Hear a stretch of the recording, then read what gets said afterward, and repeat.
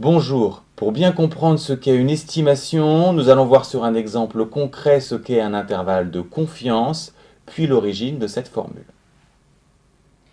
Dans une ville de 15 000 habitants, vous faites un sondage pour le maire et sur 200 personnes sondées, vous constatez que 55% ont l'intention de lui donner leur voix. Pouvez-vous lui annoncer qu'il est presque sûr d'être réélu?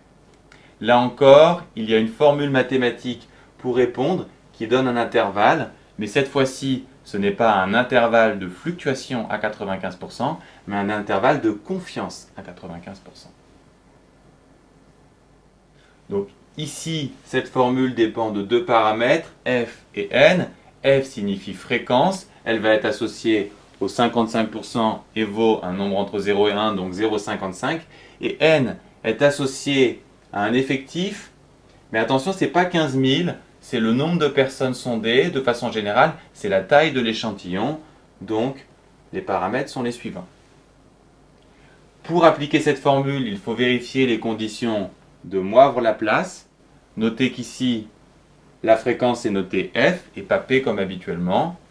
Les conditions sont vérifiées, donc on applique la formule. Celle-ci signifie que le maire a 95% de chance d'avoir un score compris entre 47,9 et 62,1.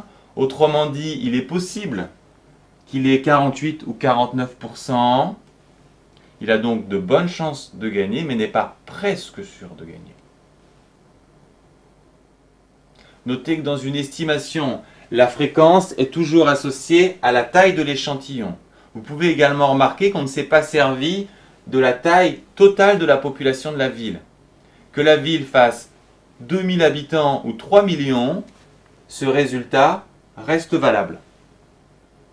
Enfin, il est important de comprendre le sens de ce que fait une estimation. Elle prend des informations sur une partie de la population pour essayer d'extrapoler sur l'ensemble de la population.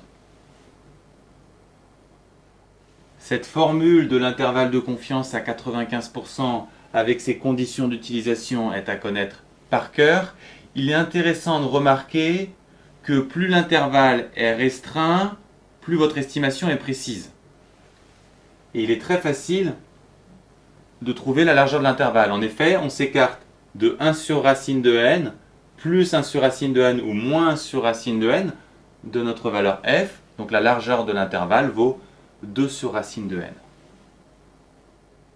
Cette formule qui vous donne la précision de votre sondage ou de votre estimation est à connaître par cœur, car on vous demande très souvent quel nombre de personnes il faut interroger pour avoir une précision donnée.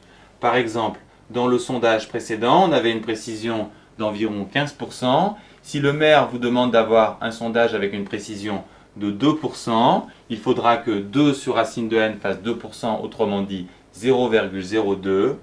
Et cette équation est très simple à résoudre, ce qui nous donne un nombre de personnes interrogées égal à 10 000. Maintenant, si vous voulez comprendre d'où vient cette formule de l'intervalle de confiance, suivez la fin de cette vidéo. Sinon, passez directement à la suivante qui vous permet de savoir quand il faut appliquer cette formule et quand il faut appliquer celle de l'intervalle de fluctuation. Nous avons vu qu'une estimation consiste à déterminer un pourcentage sur la population totale ou sur un tout à partir d'une partie sur laquelle on connaît l'effectif et la fréquence.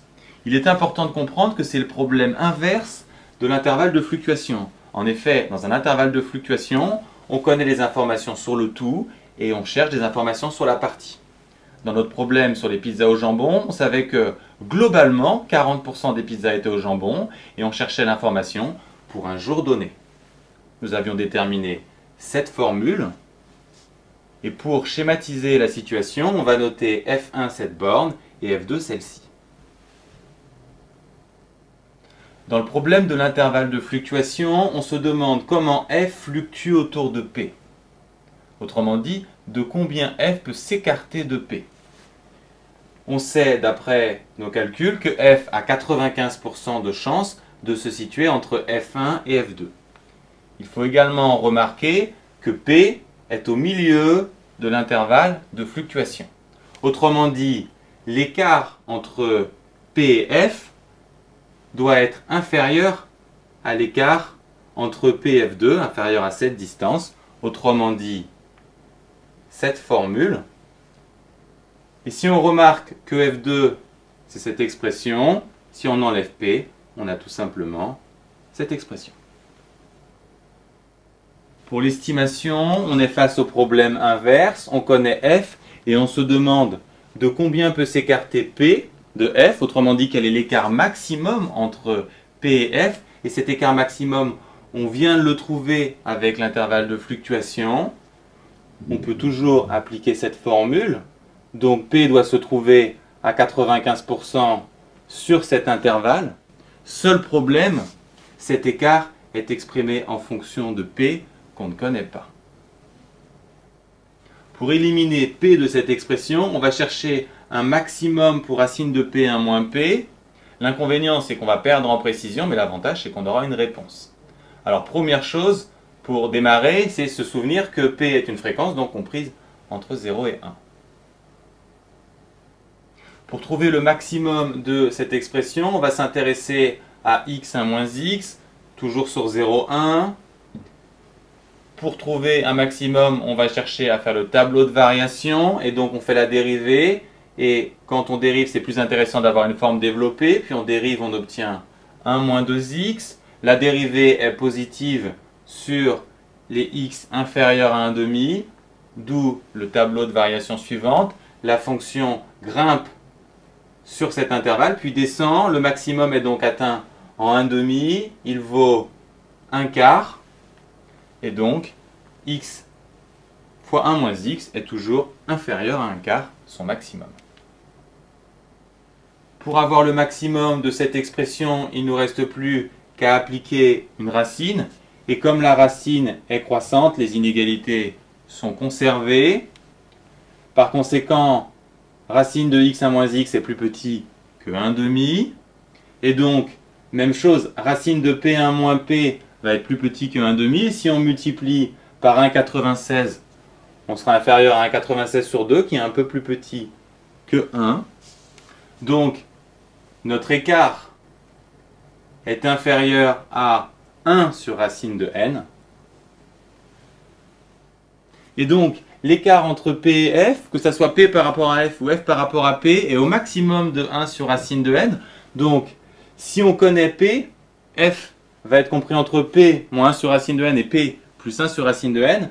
Et même chose pour F, ce qui nous donne notre intervalle de confiance. Enfin, comme nous étions partis d'un intervalle de fluctuation à 95%, tous nos calculs ont été faits au seuil de 95%. On a donc obtenu un intervalle de confiance à 95%.